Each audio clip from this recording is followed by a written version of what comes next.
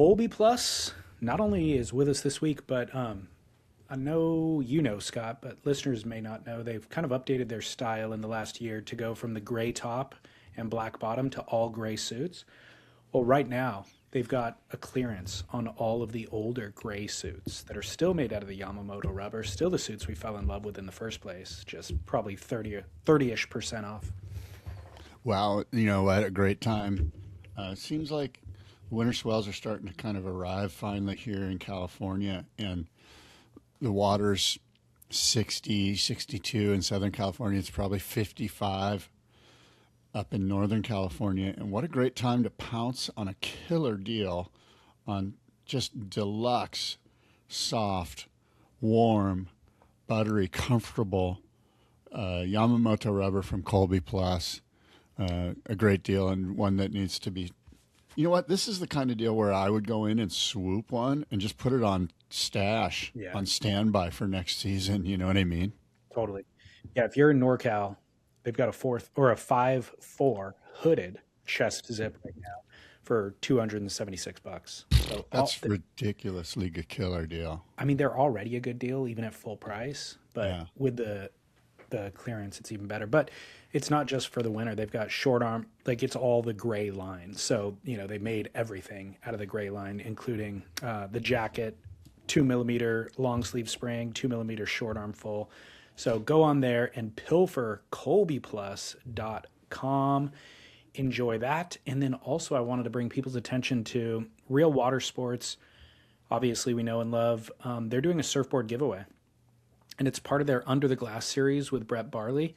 One of the boards that he reviewed this season is the JS Big Horse. And so they're giving one away. You get to pick the one that you want, either the 510, the 60, 62.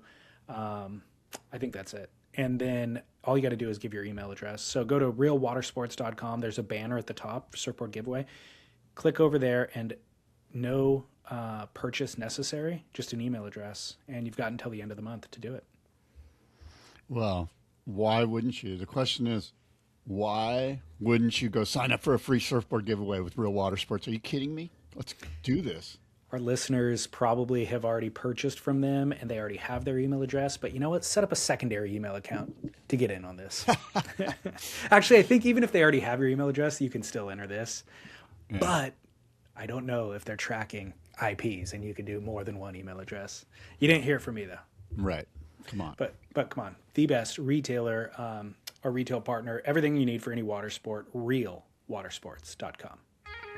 As we see some movement at the takeoff zone, it's Kelly Slater grabbing rail. Yeah, guy, David. It's Spit. It's the Spit Podcast. It's Wednesday, January 21st, and it's a gray, kind of drizzly, glassy morning here in Southern California with some pretty fun surf rolling in, David. This is Spit, the Spit Podcast. We talk all things surf.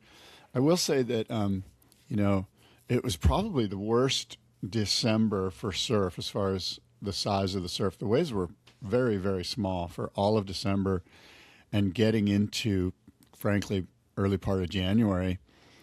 And we're finally starting to see a little bit of swell, but nothing massive. California has been really down. I mean, think about it. Have you heard of a Mavs swell in the last 2 months? No. And there really, in my opinion, there really even hasn't been quote unquote opening day, which is, the one first day where there's a big wintertime swell where you might have some butterflies in your stomach and you're going, okay, it's on, where am I going to surf? Blah, blah, blah. It's just been like 3 to 4 to 5 feet. When we get winter swells, it's just been 3 to 4 to 5 feet, which has been a bit problematic. It's been more crowded than ever because it's that size where everyone can get involved, and it's been glassy and warm and blue and beautiful, and all the sort of like mountain bike surfers is what I call them. Like the guys that would. They have the option to go mountain biking or go surfing, and a lot of times if there's iffy conditions, they'll just go mountain biking, which is fine. But nobody's mountain biking. Everyone's surfing. It's crowded, man. And it's a bummer because selfishly, it sets up a situation where I end up riding a longboard a lot just to kind of deal with the crowd. When I'd rather be trying to get my WCT on a shortboard, even at my ripe older age, I kind of want to try to still do some high speed turns, which I don't do. Let's just be clear. High speed bottom turns. That's basically my move. I've never Bottom heard, turn with hand jive. I've never heard the mountain bike surfer analogy before. I know who you're talking about, but especially in Southern California, because there's hills right by the beach. But yeah, I've never heard that before. Is that a thing, or did you just make it up? No, I think it's a thing. I think That's it's funny. a thing. Well, the other analogy is golfing surfers. That's the other time occupier that you see a lot of overlap with. You're right. Which you can identify as, but they're usually existing on opposite portions of the day. You know, it can get windy, surf sucks, you can go golfing, basically. Yeah, no, and you can probably supplant a couple of different sports: golf, mountain biking, even like working out. You know, like there's different activities that guys will partake in if the surf's a little spotty, and that helps kind of thin out the crowds a little bit. But like I say, it's just been extra crowded because of this. Sometimes I love it when a massive storm system sweeps through and just mixes up the whole lineup and mixes up the local region, and rain comes down and it gets churned up. It's good because it Disrupts. has people kind of pull back, and that's usually when you want to move forward as a surfer. Well, the fair weather surfers get flummoxed, and those who are committed to the cause obviously can find the nooks and crannies. So, yeah. Well, it's coming, Scott. Don't worry. Be patient. I don't know. Pick up the it's golf already clubs until almost then. the end of January, and I don't see any massive swells on the horizon. All of that energy is in the North Atlantic. Yeah, it has been a North Atlantic winter. Absolutely. You nailed it. That's exactly right. It looks, too, like there could be a 100-foot day coming for Nazaré, I think, this Really? weekend. Yeah. Wow. Let me go. I saw on the notes, the YouTube notes, when I was going through some of the YouTube comments, that they're like, why is that guy always looking to his left or whatever? Oh, were they talking about you or me? I don't know. I thought it was me because I'm always looking either. It's got okay, you're right. Because I noticed in some of my clips I was looking down too, but I was looking at my notes. But I was shocked that they even had to ask. Like, isn't it obvious that you'd be looking at notes? I can see the screen lighting up your face. Yeah. Speaking of Nazaré, from the last big swell there, like a week and a half ago or something, did you see Chuck Patterson's video of him skiing it? No, he's still doing that? He's still doing it. He made a bit more. I mean, look, when he started doing it, it went viral, just the video clips. But now That was like 20 years ago. That was a long time ago. He's gotten better at it, and his equipment's gotten better. But he made it into like a cinematic edit. Like, it seems like, okay, now it went viral before. Now it'll be on like ESPN and stuff, probably because of the way that they edited the video. Yeah. But no shade, it's kind of like, if that's your thing, do your thing. But man, it's a lot of equipment. It's like you need multiple people involved. Obviously, you need a ski, you need a rescue team. He's wearing a ton of stuff, flotation device, the skis itself, the boots are giant and heavy. It's like, it just seems, I'm glad, good for you. This will never take over. You might get a second person doing it, but there's no way. But maybe that's his point, just, hey, go do it by yourself. There's a barrier of entry. Chuck's a real solid human being, a super good guy, and obviously very talented in a bunch of different ways. And he's a strong Herculean type of man too. Like, he can pull that kind of thing off. Super fit, incredible, especially for his age now. He's aging, but he's still incredibly fit.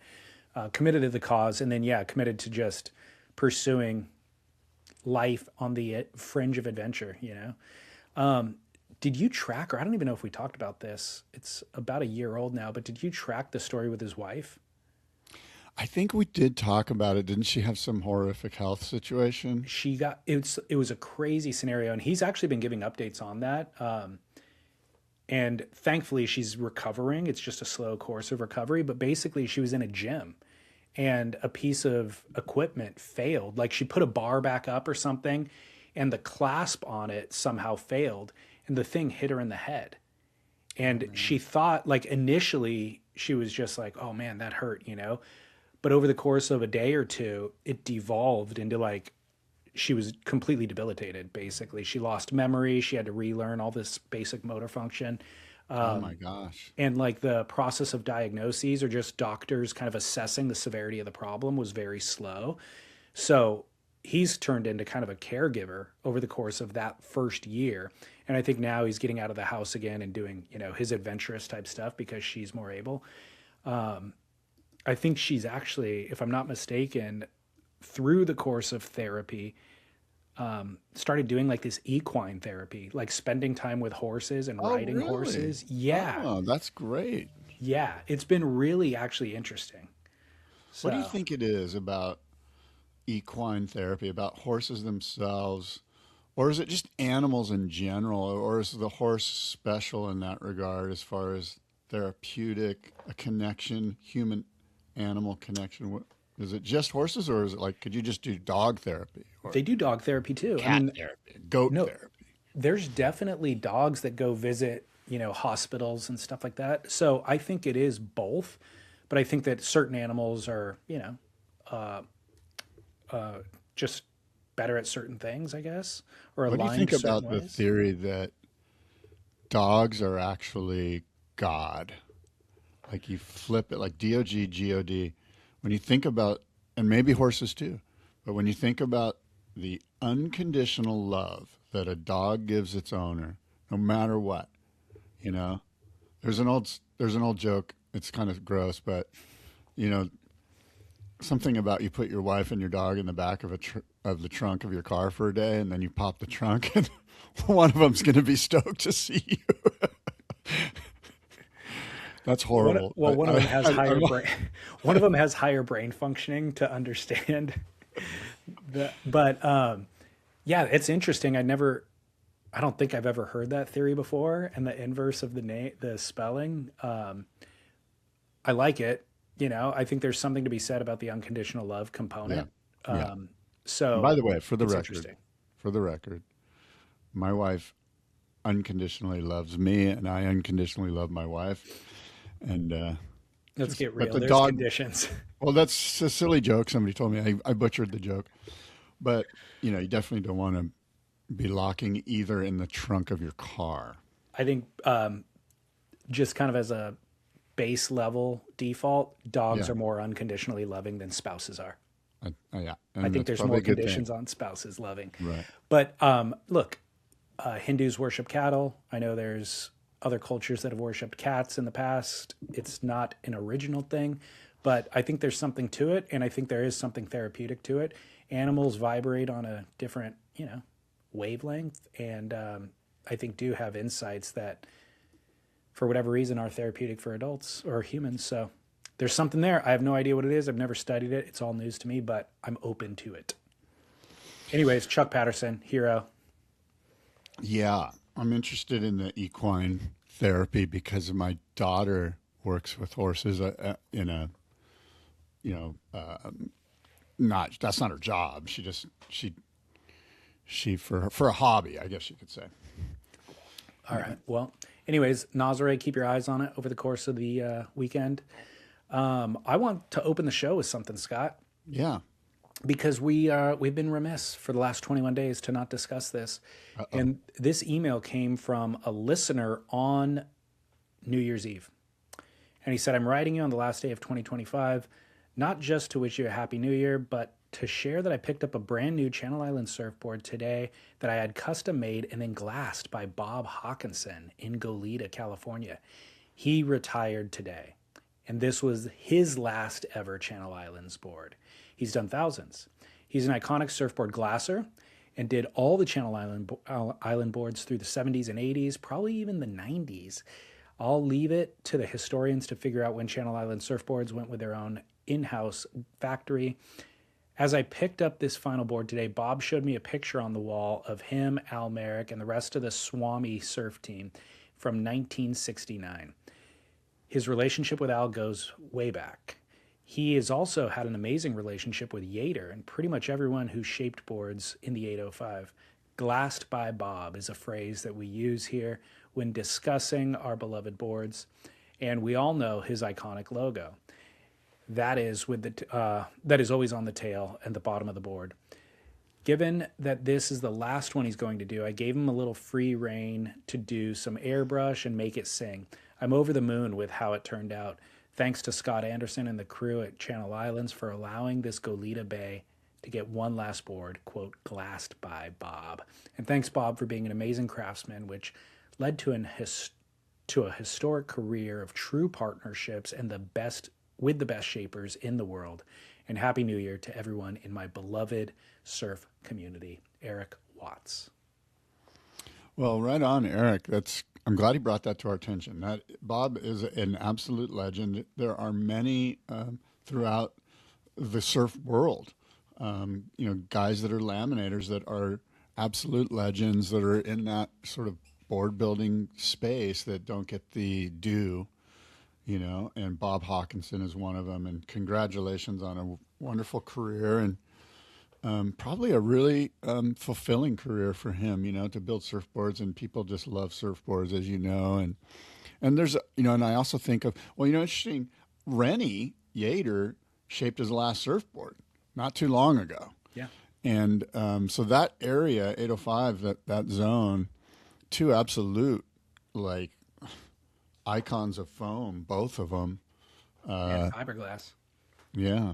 They deserve a shout out and a thank you, thank you very much for the service that you've done for us, and we appreciate it, Bob Haakenson. And that you and I can name some guys,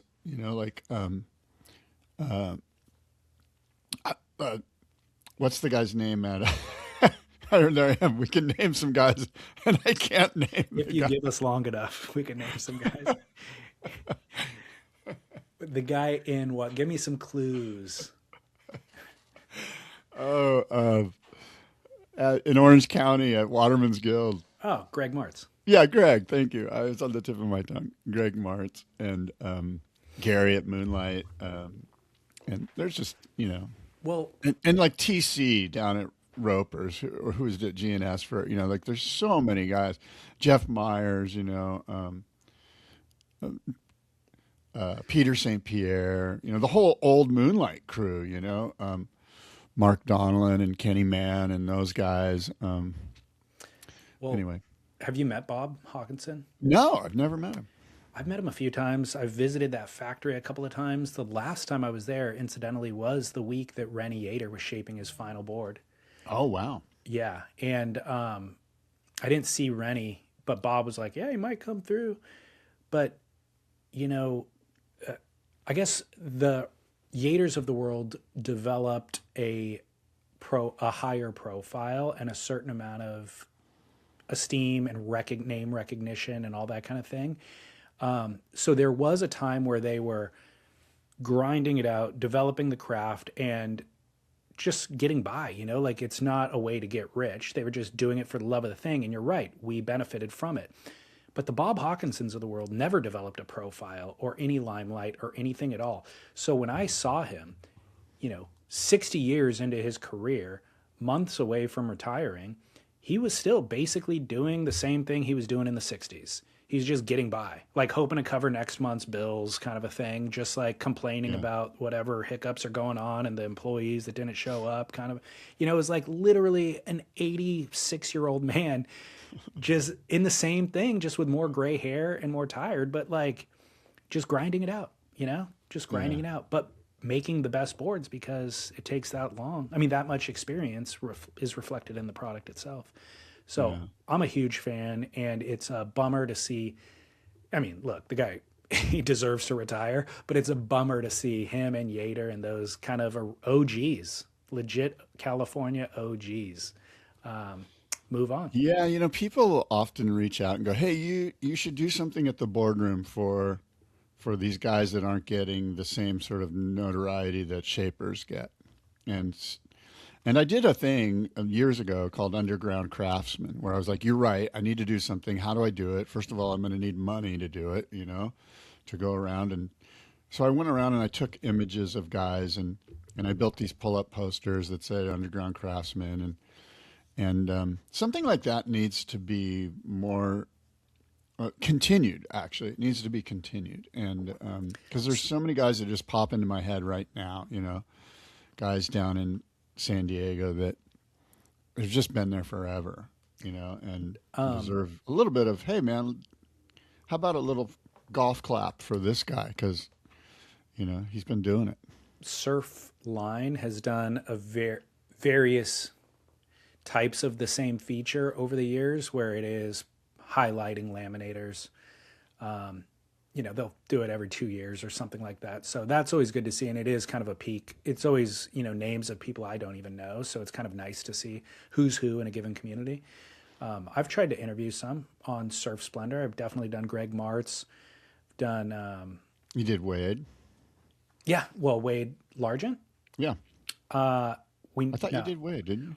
I interviewed Wade. We never published it. Oh, oh shit. Wade is a sander, though, not a laminator. Well, that's what I mean. Like those guys, like the Yeah. Jeff Lichtons of the world that were grindy sanders for 25 years. I'll go ahead and tell the story real quick. Wade won't mind. Recorded an epic interview with Wade. Yeah, I bet. That's why I'm surprised. 2 hours, like gold for 2 hours, at Josh Hall's shop. And then he's like, hey man, after I was done with it a day or two later, he's like, hey man, do you mind if I give that a once over before you publish it? Just listen to it. Because the thing is he has these deep relationships with people like Skip Fry, Yeah. And he's like, I just want to make sure I didn't say anything that, that he wouldn't want shared or whatever, just misspeak. So let me just hear it. So I'm like, yeah, sure. Yeah. And then he listened to it and he's like, there's a lot of edits I'd like to be made. So rather than editing, how about we just record it anew? Let's just come down and I'll just be better. I'm like, wait, it's perfect. You did not say anything bad at all. It is gold. The stories are incredible. Let's just run with it. I guarantee you won't get flack for it. He's like, I don't know. I don't want to, I don't feel good talking about my friends publicly, basically. And there wasn't anything bad that he even said, it was just telling stories. And so I was like, all right, well, we'll record it whenever you feel ready to record it. And so we just haven't gotten around to it yet. But I think he was just extra sensitive.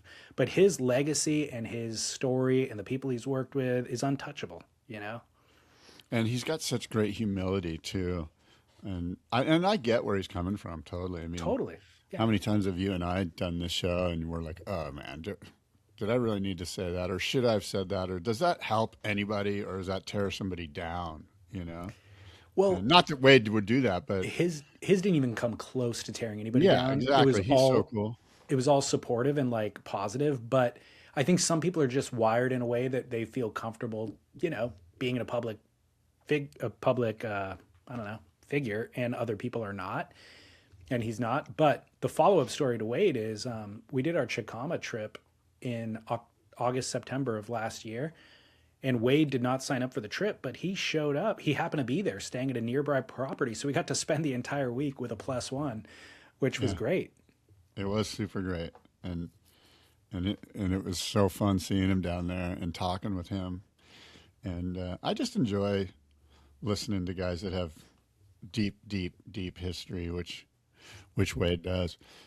Hey, on another subject, I got a question for you. So, Hypothetical, you're setting up a website in North America, and you need some real high quality editorial people, not clickbaity stuff, but really good, I don't know, Matt Warshaw level editorial people to be the backbone and maybe even the face of your proposition to the public. Okay.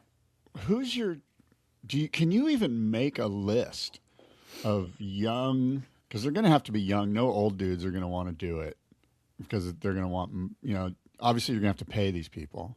Yeah. Can you even make a list? Because I went down this exercise with a guy yesterday. can you even make a list of 5 people that would be, that you also as an end user would go like, oh, I love the way that guy writes.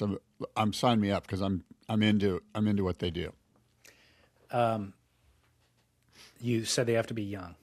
Well, they don't have to be young. They have, in fact, not young, but let's just take the age off of it. But they have to be somebody that would be like, yeah, cool, I'll do it for the right number I'm in. Not, in other words, not retired or not involved in a completely other project or whatever. Yeah. Okay. No, you can't name 5 people. Kyle Tierman, I would name. He's practiced. Like he's kind of committed to the craft for a long period of time, and he's worked with Steve Hawk as an editor. And actually, I had this exact conversation with Steve Hawk, and so if you actually want an answer to your question, he would be the guy who you should actually talk to. Right.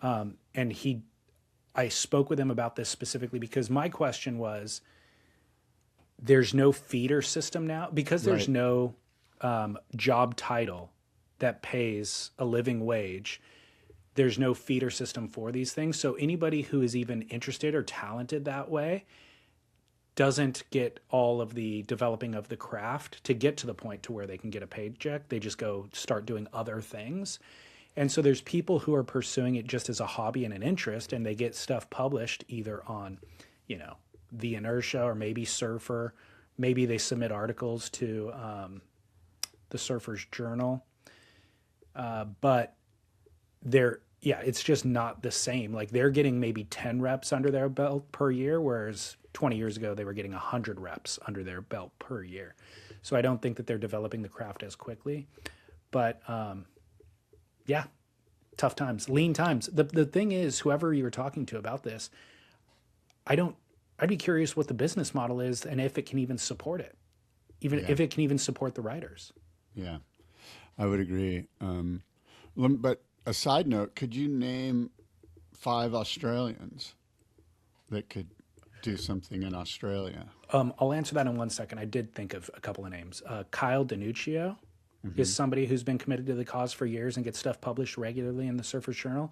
The other obvious one, Jamie Brisick, who actually does this. He is still committed to the cause and trying to make a living being a freelance writer.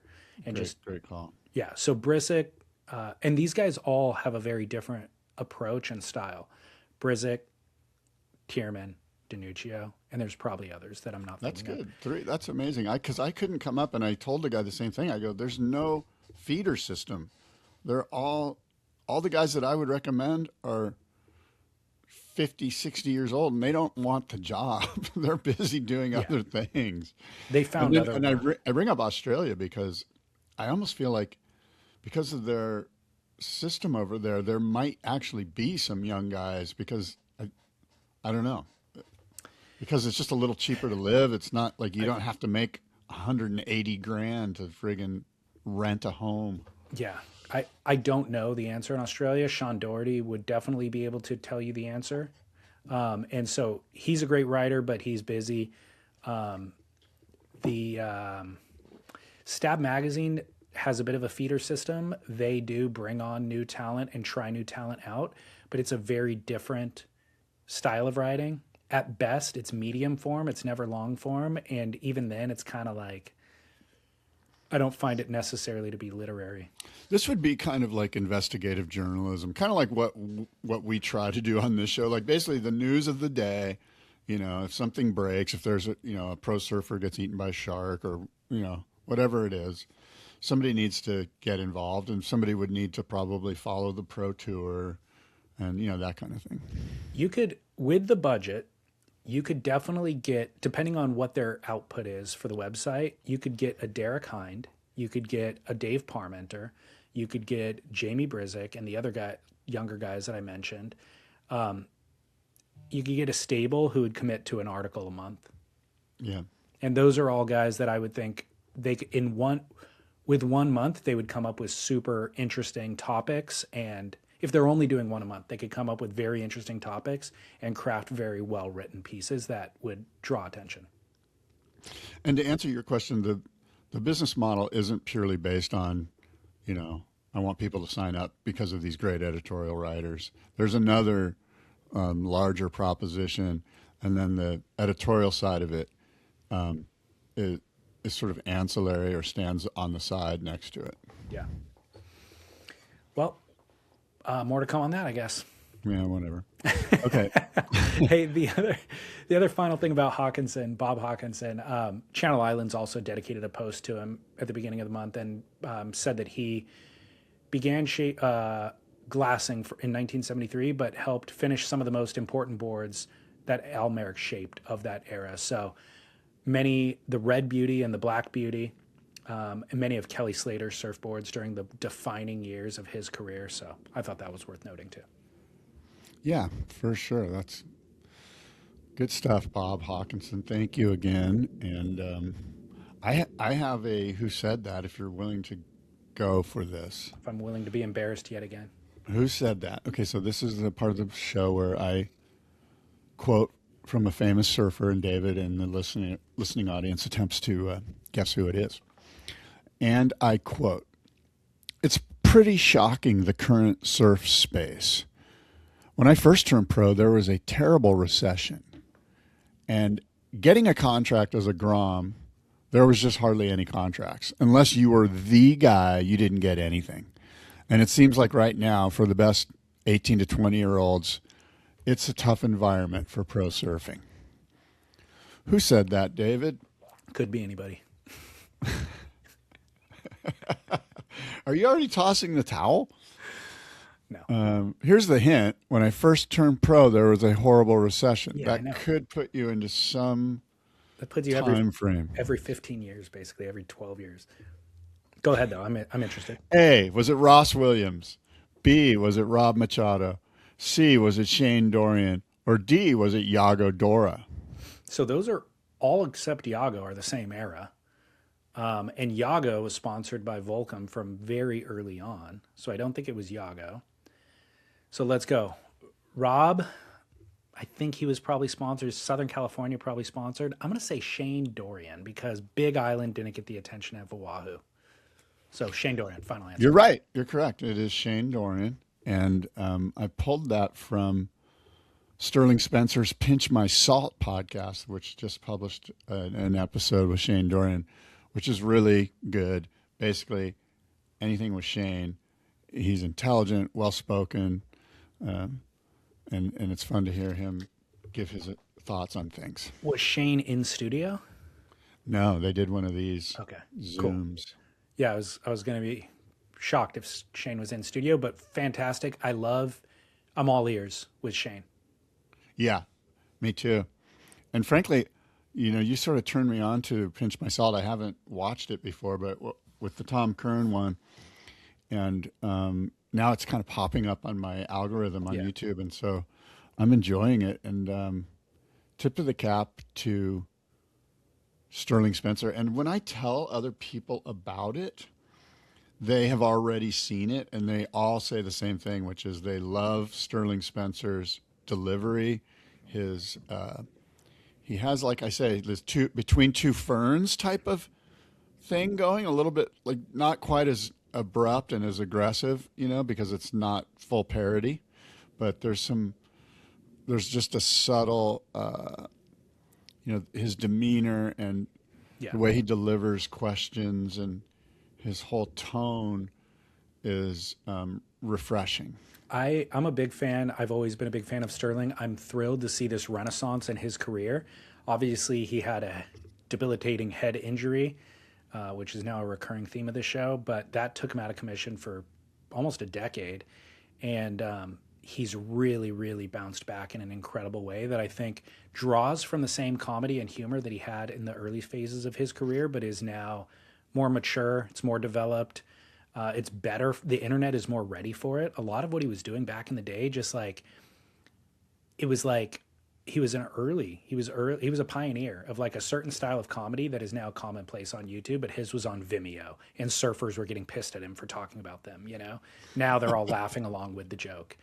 But I think their video production stuff has also gotten really slick, and they do a good job of feeding the algorithm on YouTube so that your friends have already seen it. It gets fed to anybody who's interested in surfing. Yeah. And now he's also attracting guests that are this level. And those guests like Curran and Shane are now also mature enough to be willing to engage with the platform, which I don't think they were previously. So yeah, he's in a golden era, I think, for in his career.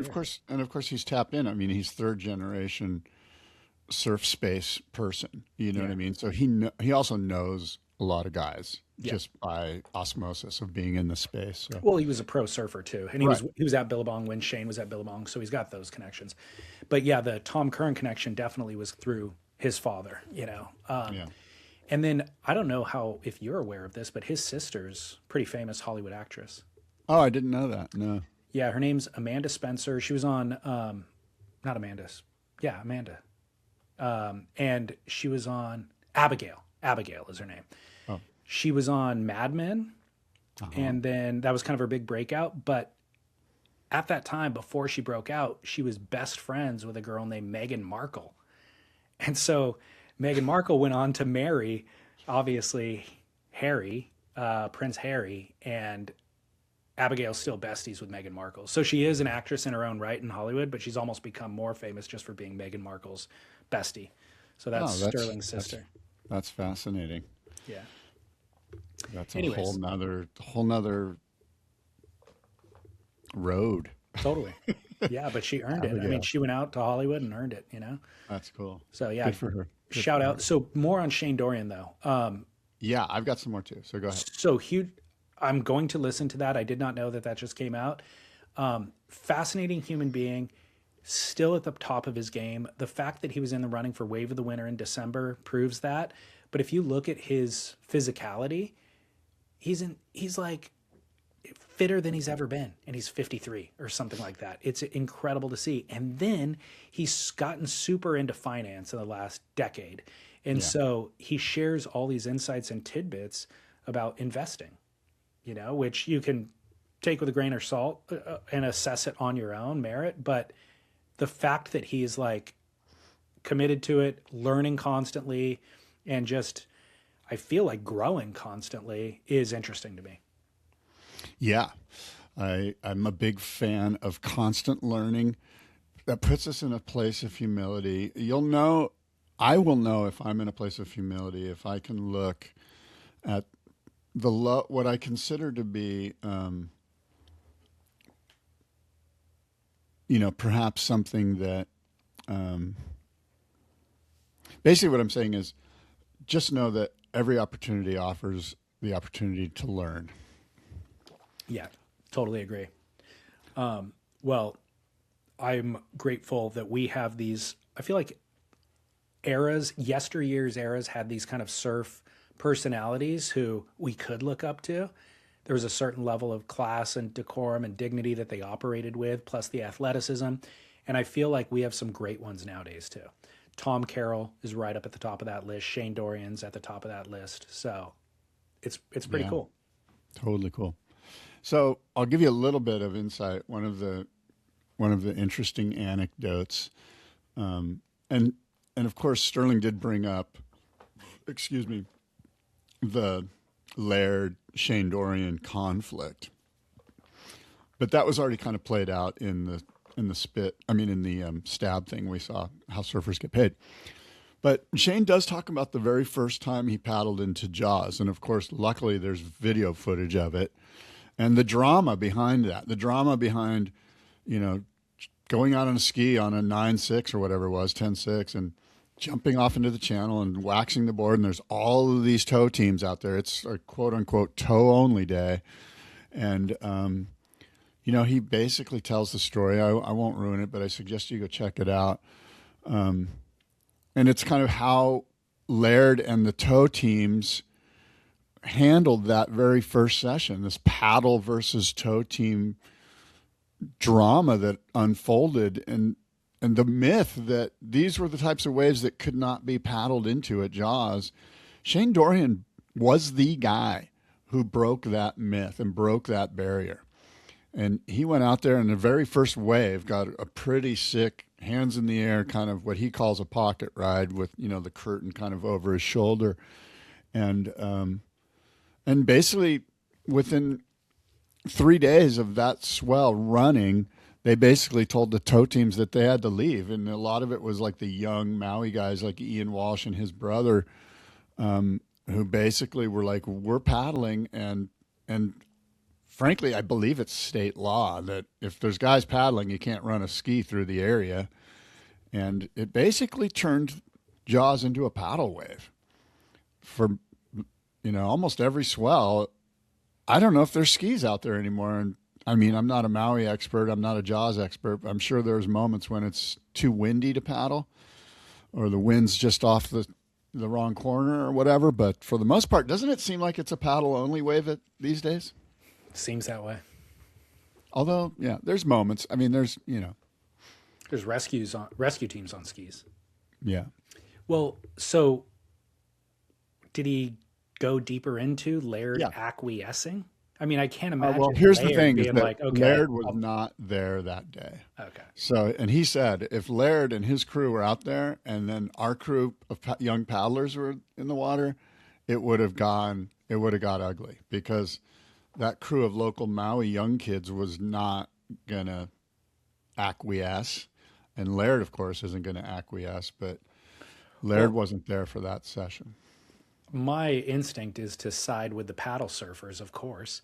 But if Laird and his crew had been doing it for a decade at that point to themselves, they're not going to let somebody come in and tell them to beat it. No, exactly right. It wasn't going to happen. But there's also, he talks about the narrative that was built up by that crew of tow guys that, hey, this is an unpaddleable realm. You cannot paddle this. And they did, through a series of videos and just the way that they put it out there, build up this narrative. And basically Dorian went out there and went, okay, well, watch this. So now what? Like, I just did it. So that's a bit, I think, deflating. Yeah, absolutely. Fantastic story, though. Yeah, well, again, I hope I didn't tell too much of it, because it's worth it for you to go to Pinch My Salt and listen to Sterling interview Shane Dorian. I'm good enough hearing it from you. No, I butchered it. That was excellent. I don't need Shane. And there's much more. Yeah, there's much more.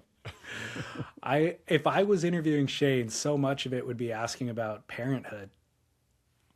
Yeah, because he's raised this, Jackson Dorian's an unbelievable athlete. It seems like they have an incredible relationship, and it seems also like it's just a result of their bonding. It's not like him trying to raise some celebrity kid or something like that, which we do see. And so, but then also he has other kids, and it's like, man, how do you keep those other kids feeling important when you have this superstar of a child, prodigy level child, with Kelly Slater as his godfather, literally. So he's done a great job of it. He's done a great job parenting, basically. He has. He's done a good job with his life, it seems like. And he's, like I said, he's a constantly fascinating figure. I did have dinner with him at Surf Expo 3 years ago, and I'm like, you're interested in the parenting side. I'm very interested in the investing side, and because I have some macro and economics stuff that I follow, and I turned him on to this podcast that I listen to. I'm not sure if he listens to it or not, but that would be sort of my interest, right? Is because he's multifaceted, right? Like he does have strong opinions about investing. I don't know if you follow it or not, but those guys have an investing group challenge. Yeah. And in the group are Kelly, Shane, photographer Ryan Miller, Eric Knudsen, who's John John's filmer. Nathan Florence is in there. There's a couple of others. And Shane's won it a couple of years in a row. Basically, they track the portfolio and just it's not based on, dollar amount, who earned the most. Probably percentages. It's percentage, yeah. Yeah. And Nathan Florence just won the title last year. First time winner, and his portfolio grew at 54%. Holy shit. He was big. He got NVIDIA really cheap. He was in all the major winners, somehow got in and out of all the major winners. And I think the S&P tracked at like 16%, and he was at 54. So amazing year for Nathan. I don't think it's doing too good right now. Well, not in the last 2 days, but anyways, yeah, Shane, follow along. What else do you got? I got an email from a listener. I think it came to both of us. It's a longtime listener named Ben, Yeah. who said, Scott and David, I just wanted to drop you both a line for 3 reasons. Number 1, thank you both so much for the great podcasts. As ever, I listen when I can, driving to surf, for example, and enjoy every episode. If I get enough cash and time, I'd love to join you on one of your trips. Chicama sounds amazing.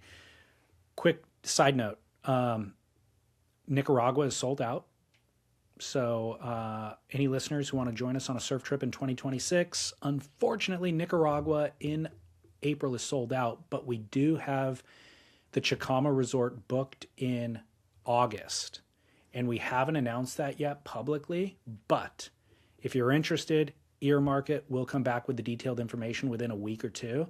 And if you'd like to join us in Chicama, that would be fantastic. I think Scott actually has a scheduling conflict for that trip, but I will be there. So, yeah.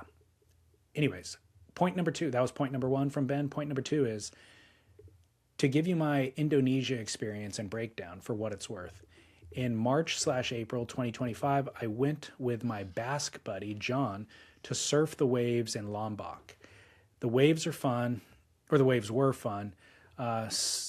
Some have some grunt, although some were quite mellow. However, I was struck by one issue. The place is packed with traveling surfers.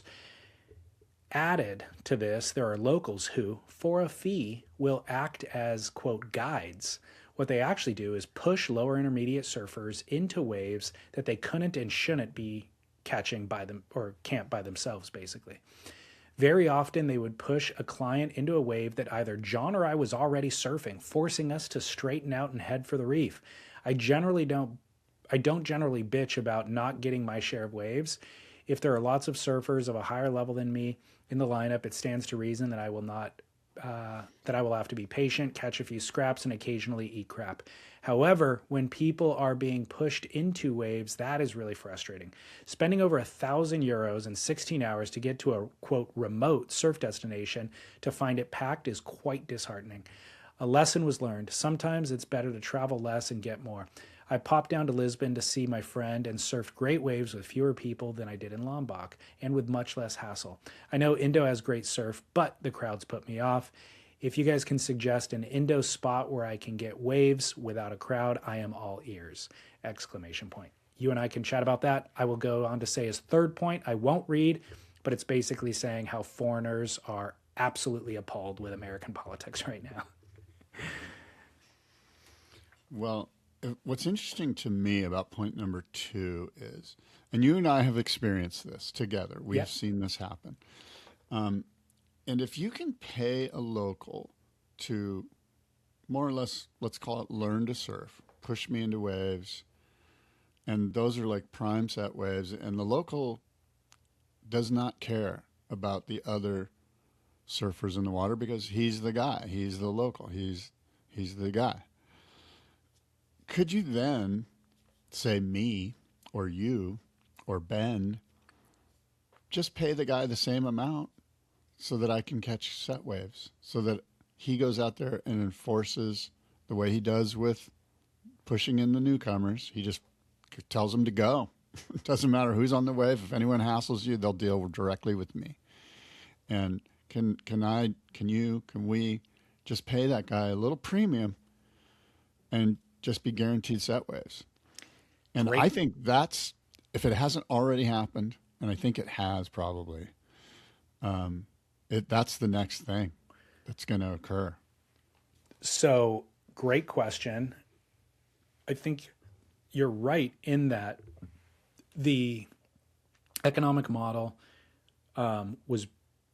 exists already for a reason. So there's nothing that Ben's going to come in and do to disrupt that system where the locals figured out a way to make money. So you're right in thinking, how can we then utilize the system to get what we want out of it? The next dynamic that will develop is the different guides now figuring out their own hierarchy. Because if Ben has a guide who's clearing a set wave, he's not pushing Ben in, but he's basically sitting next to Ben in the lineup going, go on this one. And there's a guide down the line that's pushing a beginner in. Now your guide has to go fight that guide, basically. And be like, hey, don't push your guy in. I'm pushing I'm allowing access to my guy. So that would be the next level of dynamic that would need to be worked out. And I think it's economic. I think to your point, it's economic. It's like I'm paying this guy a premium, and this guy has better standing in the community locally than that guy down the line. Yeah, you got to find the head honcho, the number one A1 alpha guy, and pay him the premium. We know I wasn't that even thinking that there would be conflict between two different locals. I just meant you'd pay the one local that was pushing in beginners, and now you would pay him to There's multiples at all these spots. But you and I know who that head honcho is at our spot in El Salvador. Yeah. There's clearly one. Yeah. And he's getting the set waves. Yeah. We sympathize with Ben because, as Scott mentioned, we've experienced this as well on our surf travels, but you're about 20 minutes late in Lombok. I hate to say, like if you were going,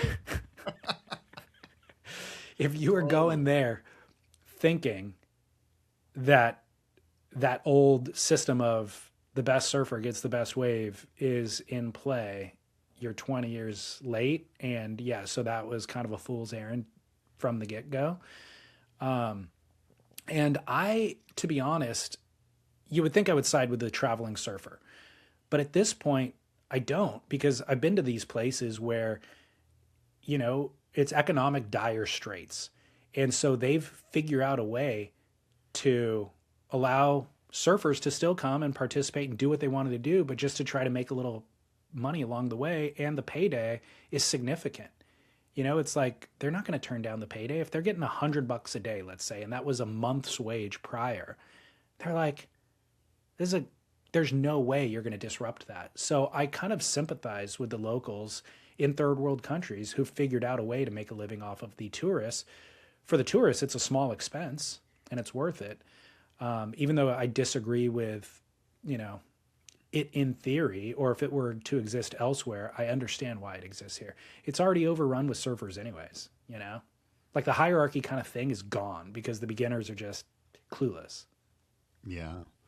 Well, I would agree with you that, look, I have people, I don't know, let's call it 3 or 4 times a year, go, hey, I'm thinking of going to Bali. I just go to, think again. That is a horrible idea.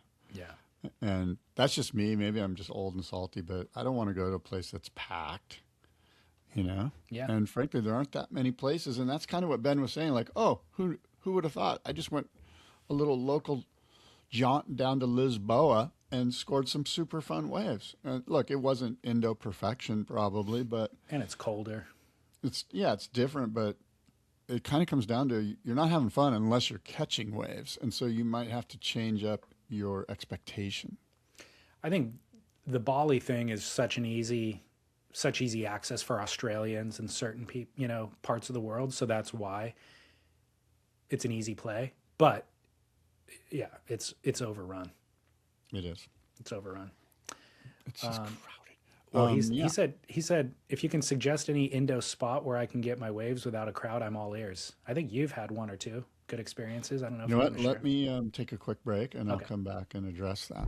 Thank you. Just watching Shane Dorian. I think he's advertising a cold plunge or something, but. Oh my God, that guy's a stud. I'm trying to get into shape for my various trips this year. And how's that going? My workouts are not like that. I think we had a conversation last year or something about setting out 2 months or 3 months in advance of the surf trip and being like, here's the regimen. And then you're 1 month out and you're like, I didn't really execute any of that. Like, here's my new plan. And then you're 1 week out and you're like, you know what? We're just going to go on the fly. We're just going to see how this all pans out. Yeah, I know. But I am actively involved now, and I'm fully engaged. I almost sold my Peloton, and then a week later, I was so glad I didn't sell it. But believe me, like I hate the Peloton. Do you? Yeah, I've never had one. You just hate riding it, or what do you hate about it? Yeah, I hate riding it. It's painful. There was a short period of time. All my buddies were into road cycling. There was a short period of time where I bought a bike and I was like, I want to road cycle for fitness. And you, in addition, get a trainer is what they call it. and it's a stationary wheel that you put in your house. You could hook up your bicycle to your actual road bike to the trainer so that you can ride indoors. If it's late at night and dark, whatever, you can still get your ride in. It was the most boring thing in the world. It was like, I would rather ride 5 hours on the road than 30 minutes on the trainer. It was just torturous. Well, that's what it is. It's boring. And so that's kind of the problem. But I do it, Okay. but I don't do it for very long. Like there's no way I do more than 20 minutes, and I'm probably doing 12 minutes, and I just get to a place where I'm sweating and my heart rate's through the roof, and I call it good. And Yeah. maybe I'll build on that. And I'm doing some other things that I don't want to bore people with, but Okay. but to Ben's question about other locations, if you're going to go to the Mentawais, you need to be between 15 and 30 years old because that's the age group that's going to show up on a boat, 12, 15 dudes deep, and jump overboard and just paddle out and expect to get their moment. And you're going to see a lot of that. And so if you're trying to get empty, perfect Indo, I don't think the Mentawais are the call. Now, I will say this: if you're between 15 and 30, you owe it to yourself to go to the Mentawais and do a couple trips, as you and I did. But as you get older, you're like, I want to travel for empty waves. I'd much rather surf a little bit less quality with nobody around. And frankly, you can get equal quality with no one around if you go a little bit further, right? So I go further. I go up into the Telos, and you can go beyond. You can, go up to Nias or whatever. And by the way, my must-see moment is Creed McTaggart, and he's surfing a ton at Nias, a couple of waves, not the classic Nias wave, but at Lagundree Bay, but some other spots. There's so many waves right around Nias. But so I go to this place called Surfing Village, which is in the Telos Islands. It's restricted. They got it on lock. And basically, if a boat shows up, you got to call them up and ask for permission to surf, And there's a couple of expert-only waves right there in front of the location. But the good news is there's also plenty of fun surfing waves, rippable waves that are very close, 3, 5, 10, 15 minutes away by boat that you can go to if the experts only wave is 8 feet. Maybe that's not your call, but you're going to go around the corner and get some super fun waves. So I'm a big fan of that, surfingvillage.com. Just go on their Instagram, check it out. Tell them that you heard about it from me. There's probably some openings. I'm actually going this year again. I'm getting to that age where I keep saying, okay, this is my last trip to Indo. And I think this is probably my last trip to Indo. I mean, you did say that when you returned last year, and you said, I'm not going to get better waves than that. And even if I do, I'm getting to the age where I'm not going to surf them to the level I just did. So I need to check out while I'm on top. Well, I think I can still surf them to the level that I did. So I'm going to go again. Good. But yeah, we'll see. Good on you. The other option goes without saying. Go to waterwaystravel.com. They'll guide you. Like that exact question that he just gave us, give to our boys there, and they will absolutely steer you in the right place. So, yeah, and that's a great call. And they obviously are the ones that organize our yearly surf trips. So they're the ones putting on the Chicama trip and the Nicaragua trip. So thank you, boys, at waterwaystravel.com. Couple of things. Oh, the Backdoor Dahui Shootout wrapped up. Did you see the wrap up? I didn't see the wrap up, but I saw some waves, like either before or after, some pretty mean backdoor waves on Instagram. I don't know if they were during. It's kind of hard to tell. Well, here's why you couldn't tell. Is they ditched the format. The swell, threw it out the window. The swell window and what they had on offer, they're like, look, this isn't enough to be like fairly contestable. So they threw out the window entirely. They replaced it with a 4 to 5 or 4.5 hour expression session where all 40 competitors were able to go in the lineup. There was no teams. It was just individual honors. And hierarchy tactics or, the hierarchy existed. There was no priorities, nothing. Just like all 40 surfers, feel free to go surf. You got 4.5 hours. We'll pick a winner. And in the end, an 18-year-old won. Claude DeSoto from the West Side, obviously Dwayne DeSoto's son. He won the event and, in fact, had previously, I think, won a longboard title out there. So he's become a 2-time shootout winner with a longboard and a shortboard title, and keeps the DeSoto name in the winner's box. That's cool. I think it's good that a Hawaiian wins, and I actually think it's great that a Hawaiian from the West Side wins. I believe too that the Buffalo event's coming up here in February sometime over there. Is that Makaha? Yeah. Yeah. I've told you my DeSoto story, right? Perhaps, but retell it. Okay, so I'm over there. It's probably like 2005, and I'm in the Makaha Buffalo event, and I'm in the stand-up paddle division, and I'm over there. I'm with Chris Morrow, and I think Dave Parmenter might have been there, and some other guys, and it's flat. It's flat at Makaha. It's small. It's like barely breaking. There's some crumblers. Me being from California, it's blue, Yeah. gorgeous, sheet glass, 80 degrees, and there's these little 2-foot crumblers coming in. There's nobody out.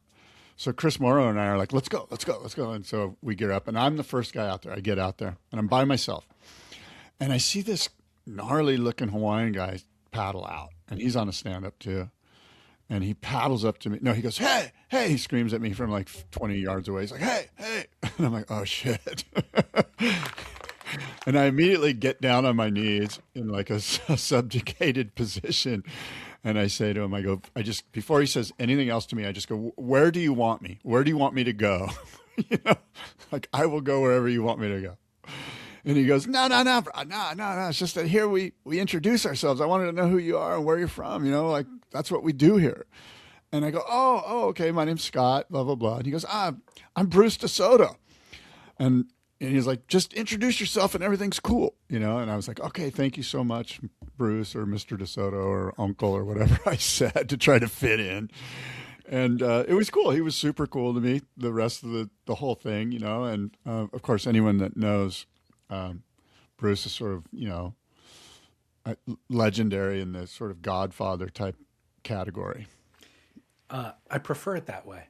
I prefer the introductions. You know what I mean? Yeah. Like the idea of, I think we've lived in such a hyper overpopulated place that it's like, there's no way to introduce yourself to everybody. So you just maintain anonymity. Look, if you go to New York City, everybody keeps their head down and they just walk past each other because it's thousands of people on the street. It doesn't have to be that way.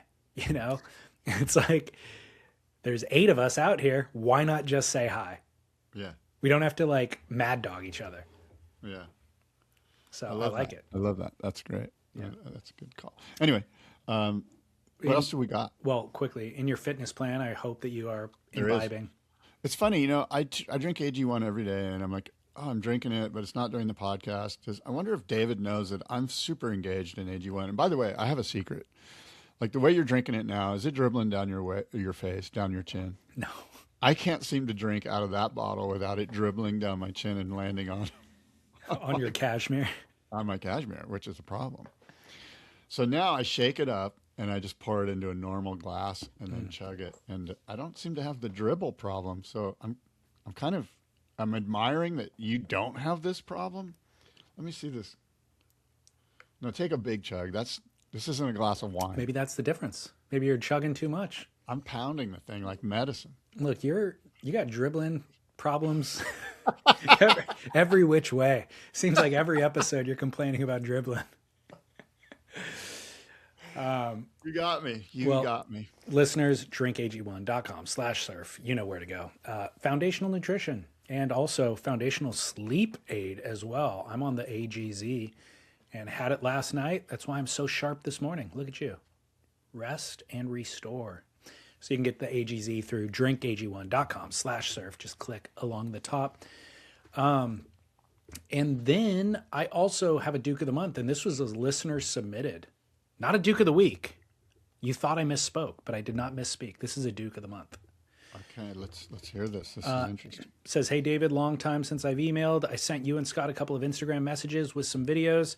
I've been meaning to send something the last couple of weeks. A young guy here in Newcastle set out with the goal to surf 5,000 waves in January as a fundraiser for a local group who feed and support the poor and homeless here in Newey. His name is Josh Levey. I believe it's pronounced Levey. It's Levey. And you can follow him on Instagram at @JoshLevey_. He goes on to say, the first week seemed to be a bit of a struggle for him, but then he got a second win and was catching 250 to 300 waves a day. And then he broke 300 waves. Originally, he said that he would need to catch about 161 waves each day. He was over halfway to 5,000 by about January 13th, so pacing ahead of schedule. In the last few days, he decided to increase his goal to 7,000 waves. He broke 4,000 a couple of days ago. He started out with a fundraiser goal of $2,000, and he's currently over 30,000. Mark Richards had donated a personal board as a prize, and local businesses have also offered prizes for people donating. He's a great young 21-year-old and has a lot of good mates supporting him and getting involved. Along the way, he has done a few, quote, hour of power sessions where he surfs against locals to see who gets more waves in an hour. Jacko Baker did one of these sessions too. Anyway, you and Scott should check out Josh's Facebook or Instagram. He's my Duke of the Month for January for what he's doing, but also for the great attitude he has in interacting with people, walking by, and online as well. The kid is a dead set legend. Luke. Well, that's great. And yeah, I mean, good work, raising money for a great cause, right? I think so. I mean, I don't know if I've said it to you, but in my later years, when I become a philanthropist, the two causes that are nearest to my heart are warmth and hunger. Ah. Like whenever I see a homeless person, I'm like, God, they got to be cold. Like especially at this time of year, and like I've given them clothing and jackets and stuff. And then also, I can't imagine what it'd be like to live with hunger constantly. Like it's the worst.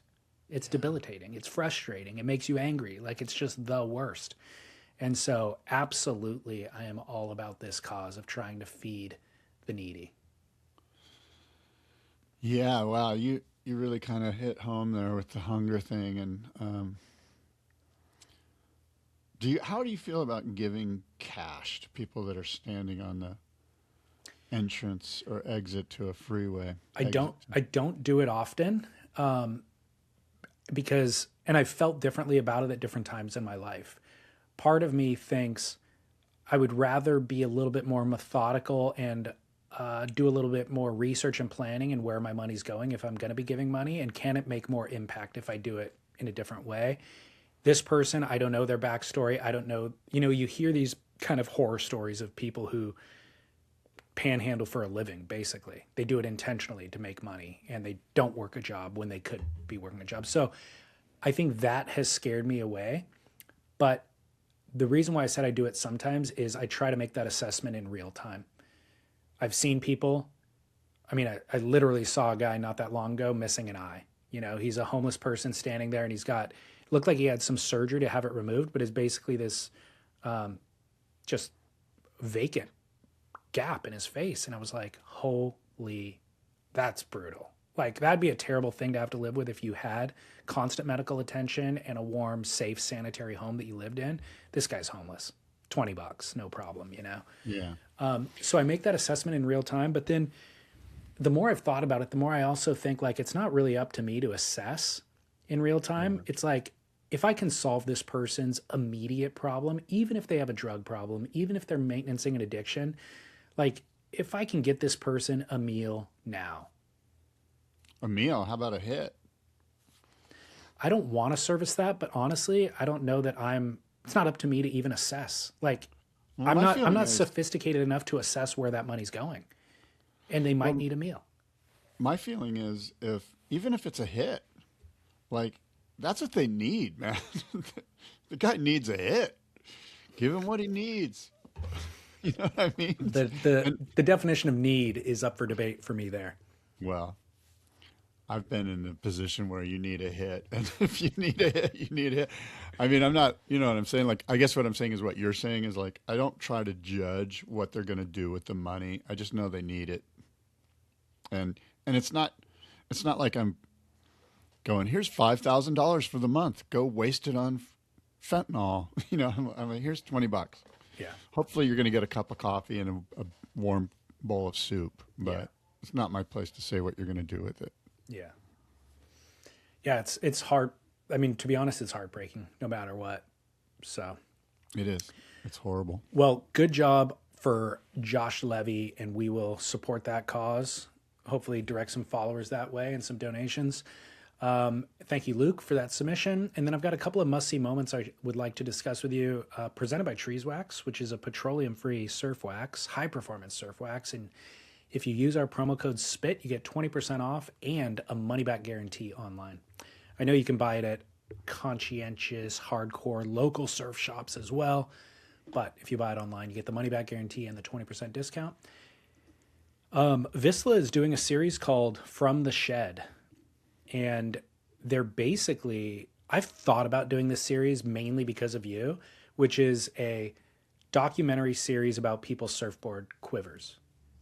Go interview a collector about their boards. And they're 6 episodes deep, I think, maybe 7 episodes. They're dropping them pretty frequently on their YouTube channel, Vissla's YouTube channel.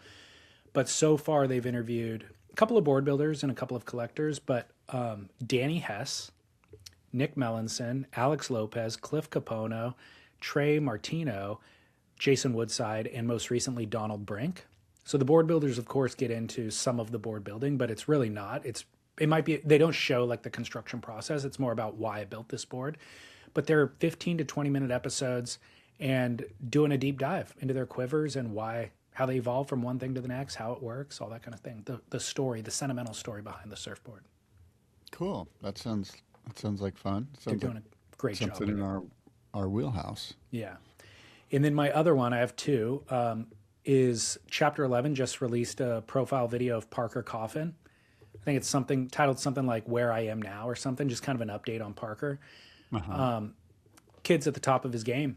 Like, built into the narrative of this is, if this was 10 years ago, Parker would be making a couple $100,000 a year based on his level of surfing and getting cover shots. Yeah.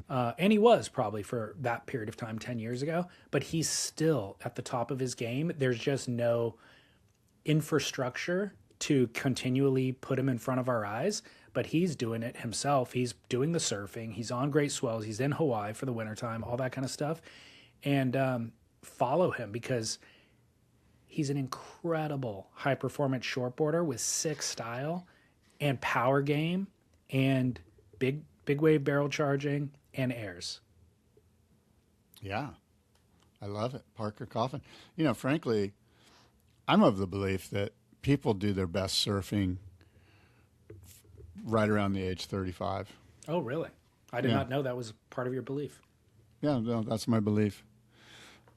You know, if you're on your A game, I mean, first of all, when you're at 35, physically you're at your prime, in my opinion. You can be at your prime. And you also now have 35 years of information and data and experience regarding all of the things that are crucial to being a great surfer. Swell, tide, wind, just the nuance, the stuff that comes to you naturally when you're 35 because of that experience.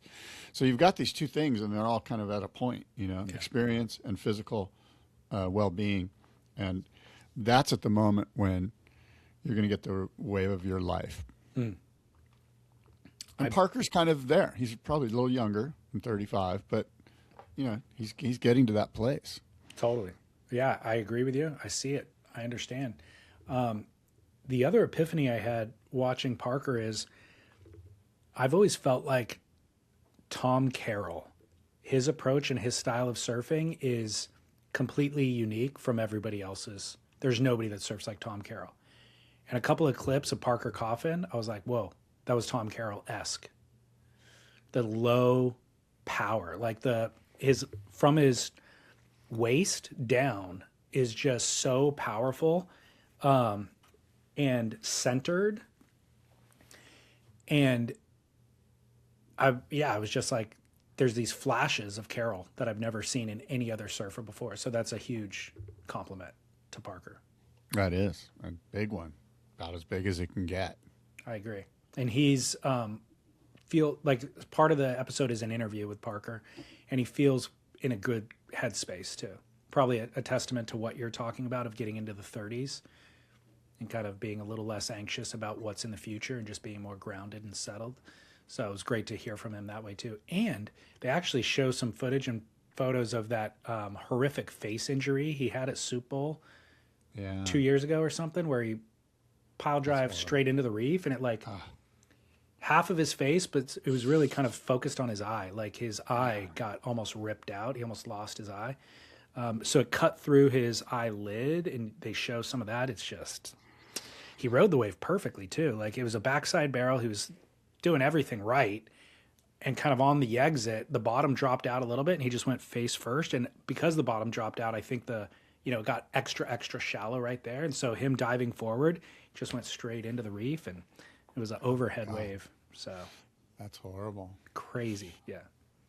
Well, my must-see moment presented by Trees Wax is something I mentioned already. Creed McTaggart, there's this thing on Stab, a little video clip called Germania, Asia Down the Line, and it's all Creed. Most of it seems to be at some of the waves around Nias. And if you're going to Indo this year and you want to get a little bit fired up, check out Germania, Asia Down the Line. It's a full Creed, 20 minutes of hardcore Creed. You can turn down the volume if you must, because it's kind of in-your-face music, but the surfing will excite you. I like his surfing a lot. Is he riding longboards? No, he's riding twinsers. He's riding thrusters. He's in good waves, so he's riding the high-performance surfboards. Well, what I've liked about his previous clips is when he is riding thrusters, they're just longer, than what everybody else is riding, basically. Yeah, but good point. Yeah. Well, we also owe a shout-out to Surfrider Foundation, surfrider.org, who collected, in 2025, their volunteers collected 365,000 pounds of trash off the beach, which is a record-breaking year for them, but they're also thick in the fight to stop new offshore oil leases. So everything, like I said in the past, from the beach to Capitol Hill, and they could use your help. The ocean needs more friends. Surfrider.org. Become a member. All right.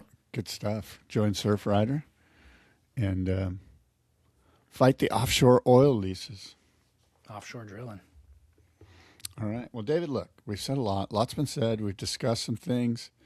There's been some really bad attempts at jokes and lots of dribbling. And a lot of ignorance, probably. A lot of ignorance. Until next time, adios and aloha.